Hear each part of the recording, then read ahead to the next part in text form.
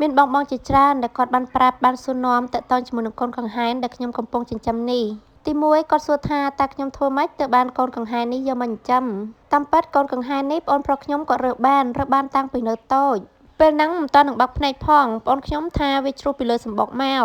ហើយមេវាក៏មិនដឹងបាត់តាណាដែរបងខ្ញុំឃើញអាណិតក៏យកមកចិញ្ចឹមអញ្ចឹងហើយទើបបានមកនៅជាមួយគ្នាមកដល់សប្តាហ៍ថ្ងៃសំណួរទី2សួរថាកាលពីវានៅទូចហ្នឹងឲ្យវាញ៉ាំអី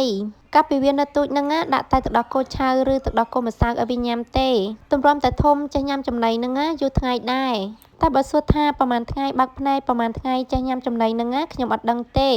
ព្រោះកាលហ្នឹងបងប្រុសខ្ញុំជាអ្នកមើលថែទើបតែឥឡូវទេគាត់ឲ្យនៅជាមួយខ្ញុំសំណួរទី3សួរថាកូនកង្ហែនហ្នឹងដាក់អីឲ្យញ៉ាំដែរតាមពិតចំណីរបស់កូនកង្ហែននេះស្រួលរកហើយសម្បូរបែបណាស់ប្រភេទបន្លែផ្លែឈើគ្រាប់ធញ្ញជាតិភាគច្រើនណាសុទ្ធតែអាចដាក់ឲ្យបានសម្រាប់កូនកង្ហែននេះវិញអាហារដែលដាក់ជាប្រចាំមានពោតមានតសក់នៅមានឈូកផ្លែតបែកនិងចេកទៀតពេលខ្លះក៏ដាក់គ្រាប់ស្រូវឲ្យដែរសូម្បីតែនំចំណីដែលខ្ញុំញ៉ាំរាល់ថ្ងៃក៏ដាក់ឲ្យបាននិយាយរួមអត់ពិបាករឿងចំណីវាទេសំណួរទី4សួរថាធ្វើម៉េចបានពួកវាសាំងអត់ផ្អើលតាមខ្ញុំគិតអាចមកពីកូនកង្ហែននេះបងខ្ញុំចិញ្ចឹមតាំងពីនៅតូចវានៅជាមួយមនុស្សតាំងពីតូចរហូតដល់ធំស្គាល់មុខម្ចាស់ហើយនឹងណាមួយបងខ្ញុំចូលចិត្តលេងជាមួយវាណាស់ដល់អញ្ចឹងទៅកាន់តែស្និទ្ធស្នាលចំណុចមួយទៀតអាចមកពីវាមើលដឹងថាយើងស្រឡាញ់វាមើលថែវាអត់បង្កគ្រោះថ្នាក់ដល់វាទេ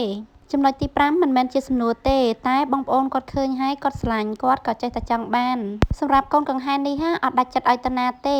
ហើយបងខ្លះគាត់កកគាត់ថាបើមានកូនណាគាត់សុំមួយគូតែកូនកង្ហែនរបស់ខ្ញុំមានមួយគូមែនតែមួយគូហ្នឹងសត្វតាញីហ្នឹងអស់ផ្លេចសម្រាប់បងដែលគាត់តាមដានណាគាត់ដឹងហើយថាខ្ញុំមានកូនកង្ហែនមួយគូតែក្នុងវីដេអូនេះខ្ញុំថតតែមួយទេដោយសារតែមួយទៀតរត់លេងលើចុងព្រីងបាត់ហើយចំណុចមួយទៀតមានបងគាត់ប្រាប់ថាសត្វវាត្រូវការសេរីភាពដូចគ្នាចំណុចនេះខ្ញុំក៏យល់ស្របដែរតាមពិតទៅពេលយកមកចិញ្ចឹមដំបូងពួកខ្ញុំគ្រាន់តែគិតថាចិញ្ចឹមឲ្យធំហើយនឹងលែងទៅវិញហើយតែចិញ្ចឹមយូរទៅកាន់តែស្រឡាញ់កាន់តែបារម្ភមិនដឹងថាពេលប្រឡែងទៅហើយវាទៅរស់នៅយ៉ាងម៉េចព្រោះពួកវានេះធ្លាប់រស់នៅជាមួយមនុស្សធ្លាប់ត្រូវដាក់ចំណីឲ្យពេលខ្លះខ្ញុំក៏គិតដែរប្រឡែងវាដើរលេងអញ្ចឹងបើវាទៅបាត់ចាត់ទុកថាវាទៅរស់នៅតាមបែបរបស់វាទៅតែវាអត់ទៅណាទេនៅទៅវិលមករកម្ចាស់វិញហ្នឹងដល់អញ្ចឹងកាន់តែបារម្ភខ្លាចថានៅក្រៅទ្រុងត្រូវឆ្មាត្រូវឆ្កែខាំតែបើឲ្យយកវាទៅប្រឡែងនៅព្រៃឆ្ងាយកាន់តែមិនដាច់ចិត្តមានអារម្មណ៍ថាដូចយកវាទៅបងចោលអញ្ចឹងព្រោះបើគិតទៅផ្ទះនេះគឺជាទីកន្លែងកំណើតរបស់វាហើយបងខ្ញុំគ្មានបានទៅរើពួកវាពីព្រៃពីណាទេរើបាននៅក្បែរផ្ទះនឹងឯងតាមពិតទៅផ្ទះខ្ញុំមានកង្ហែនច្រើនរត់ចឡើងពេញតានឹងគ្រាន់តែកង្ហែនទាំងអស់ហ្នឹងរស់នៅតាមបែបធម្មជាតិរបស់វា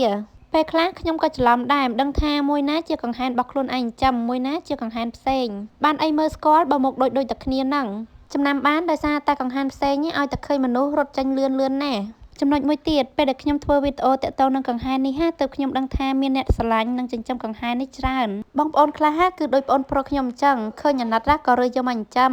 តែបងប្អូនខ្លះទៀតក៏ស្ដាយកង្ហែនបកគាត់ងាប់ដោយសារសត្វខាំខ្លះក៏ត្រូវពលចំណីខ្លះទៀតក៏ចេញទៅបាត់អត់ត្រឡប់មកផ្ទះវិញខ្ញុំរាល់ថ្ងៃនេះក៏បារម្ភដែរបារម្ភខ្លាចតែខ្មៅនិងខ្មៅខាំទេ